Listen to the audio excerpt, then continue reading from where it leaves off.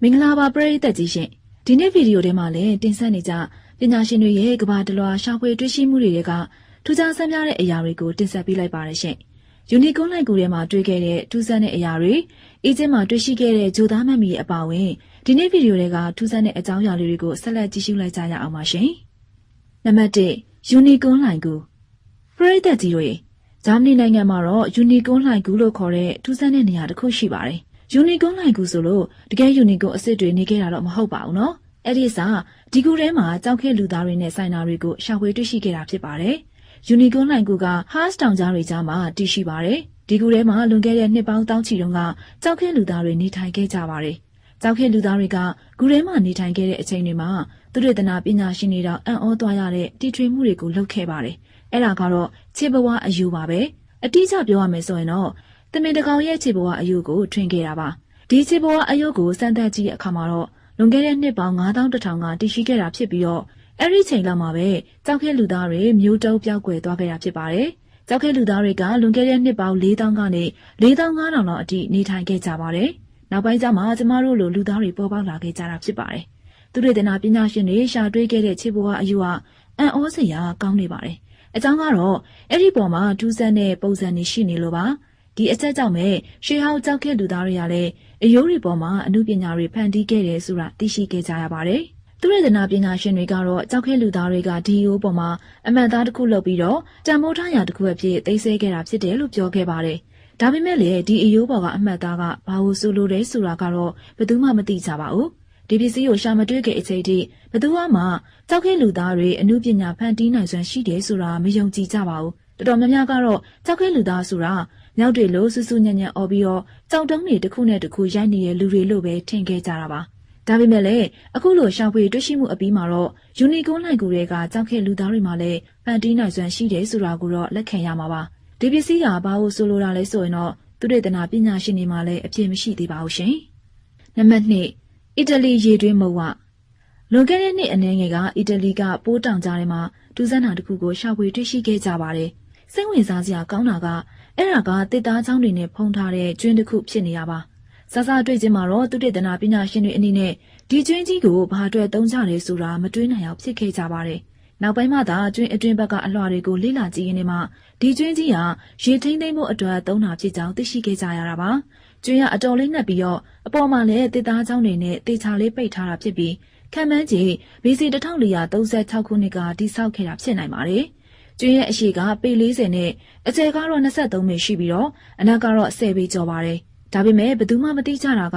ဒီတဲကိုရေတွေရအောင်ဘယ်လိုလုပ်ကြလဲဆိုတာပါပဲ။ဒီကျွန်းကရေချိုးဖို့အတွက်ဆောက်ထားတာတော့မဟုတ်ပါဘူး။တချို့သူရဒနာပညာရှင်တွေကတော့ဒီကျွန်းကတခြားကမ္ဘာကိုတွားလို့ရတဲ့ရေတွင်းမုတ်ဝါလို့ပြောခဲ့ကြပါသေးတယ်။သူတို့ပြောသလိုရေတွင်းမုတ်ဝါကတော့ဟုတ်ချင်မှဟုတ်မှာပါ။ဒါပေမဲ့သိကြတာကတော့ဒီရေတွင်းကကြေးခိတ်ကလေးကတိဆောက်ခဲ့တာဆိုတာပါပဲ။ရေရင်းကအတော်လေးကြီးပြီးတော့အထဲမှာလည်းရေတွေရှိနေတော့မှာပဲနောက်ပြီးတော့ရေရင်းအစုံကနေရက်ကြည့်မယ်ဆိုရင်ရေတွေရဲ့မျက်နှာပြင်ကကောင်းကင်ပုံရိပ်ရောက်ပြန်တင်နေတာကိုမြင်တွေ့ရမှာဖြစ်ပြီးတော့တခြားကမ္ဘာကိုသွားတဲ့အပေါက်ဝမှာရက်နေတယ်လို့ခံစားရမှာပါကောင်းကင်ကိုရောင်ပြန်တင်နေတာကတကယ်ကိုတခြားကမ္ဘာကိုကြည့်နေရတဲ့အတိုင်းပါပဲ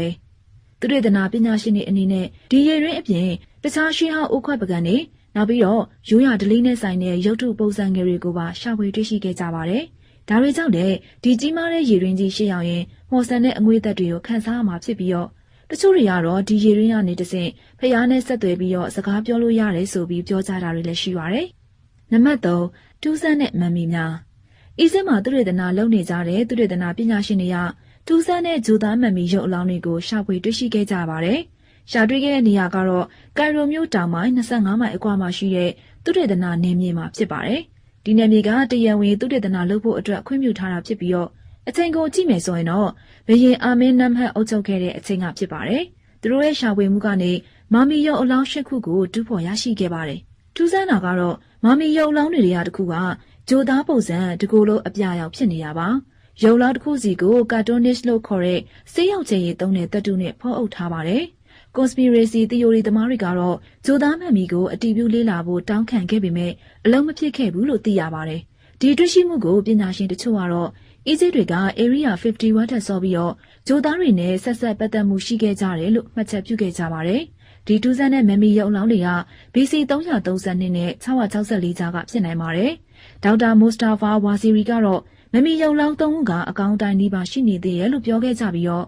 သူရတနာပညာရှင်တွေအနေနဲ့ကတော့အခုချိန်ထိဒီအချက်တွေကိုသိချာမသိကြပါဘူး။သူတို့ကတော့ရုပ်လောင်းတွေကိုတာမန်ထက်အနည်းငယ်အစင်းမြင့်နဲ့အုတ်ဂူတွေရဲ့မှာရှာတွေ့ခဲ့ကြရတာကြောင့်တစ်ချိန်ကအီဂျစ်တွေရဲ့အမကန်တိုးတက်ခဲ့တဲ့နည်းပညာကဂျိုသားတွေနဲ့ပတ်သက်ခဲ့လိမ့်မယ်လို့ယုံကြည်နေကြပါရဲ့ရှင်။နံပါတ်4 Viking တွေရဲ့သင်္ဘောနဲ့မြေချခြင်းဒိန်းဘတ်အရှိဘက်ကမ်းရိုးတန်းမှာရှိတဲ့ကျွန်းငယ်လေးမှာတော့ Viking တွေရဲ့သင်္ဘောနဲ့မြေမြုပ်လာနေရာလေးရှိပါတယ်။ဒီနေရာကိုတော့ Kevestin လို့ခေါ်ကြပါတယ်။မကြာသေးခင်အချိန်ထိသူတေသနာပညာရှင်တွေကစုစုပေါင်းရုပ်အလောင်း12ခုကိုရှာတွေ့ခဲ့ပါတယ်။ Kevestin ရဲ့ကနဦးဖြစ်ပေါ်လာပုံကတော့အခုထိဗဟေလိဆန်ဆန်ရှိနေပါသေးတယ်။ဒါပေမဲ့ဒဏ္ဍာရီအရ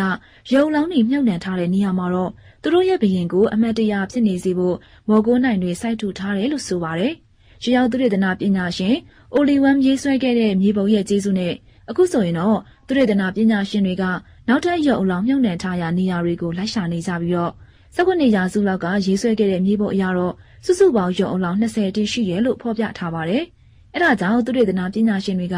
ခေတ်ပေါ်နည်းပညာတွေနဲ့မြေပုံပေါ်ကနေရာတွေကိုလေ့လာစမ်းသပ်ပြီးတော့အသစ်တွေရှာတွေ့ဖို့ကြိုးစားနေကြပါတယ်။စိတ်ဝင်စားဖို့ကောင်းတာက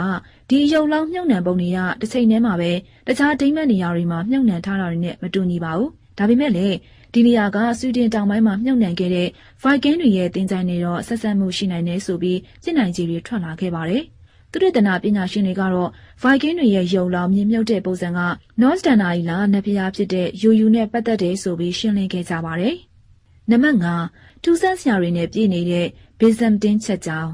600စုနှစ်လောက်ကဗီဇန်တင်းရဲ့ဘုရင်ဂျက်စတီနီယန်အုပ်ချုပ်ခဲ့စဉ်တုန်းကအီတလီမှာရှိတဲ့ဗာစီလီကာဒန်ဗီဒေးချက်ကြောင်းကိုပြန်လည်မွမ်းမံခဲ့ပါတယ်။ဂျက်စတီနီယန်ကဂျီဇက်ကိုကြီးညိုလေးစားကြောင်းပြသတဲ့အနေနဲ့ချက်ကြောင်းကိုအကြီးအကျယ်ပြန်လည်မွမ်းမံခဲ့တာပါ။ဒီနေ့ခေတ်မှာတော့ဗီဇန်တင်းလက်ထက်က